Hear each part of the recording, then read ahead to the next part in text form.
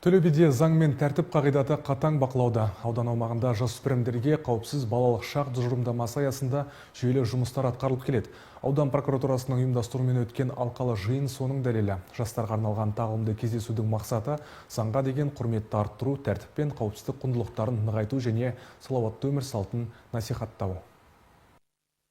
Тәртіпке бағынған құл болмайды. Елімізде баршаға ортақ заң бар. Азаматтар осы ата заңның аясында қауіпсіз қоғамда өмір сүріп келеді. Жиында сөз алғандар заңды сақтау мен тәртіпке бағынудың, қауіпсіз балалық шақты қамтамасыз етудің, сондай-ақ салауатты өмір салтын ұстанудың маңыздылығы жөнінде ой қозғады. Олар жастарды елжандылыққа, жауапкершілікке және белсенді азаматтық ұстанымға шақырды. Интернет, ауыз-су, газ, жалпы адамның ыңғайлы, қолайлы өмір сүруіне барлық жағдайлар жасалған. Керемет мектептердің құрылыстары жүргізілген, мәдениет үйлері тұрғызылған, спорт кешендері соғылған. Бір жақсы адамның ыңғайлы өмір сүруіне жалпы Қазақстанның барлық ауылдарында жағдай жасалған деп қазір айта аламыз.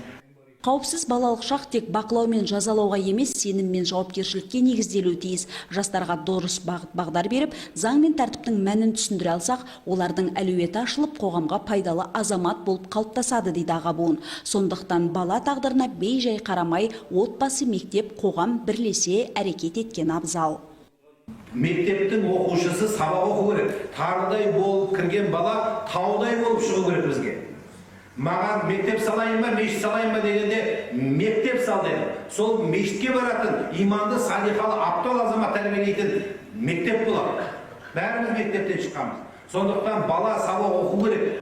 Алқалы жиында білім саласын дамытуға үлес қосқандар алғыс хаттармен марапатталды.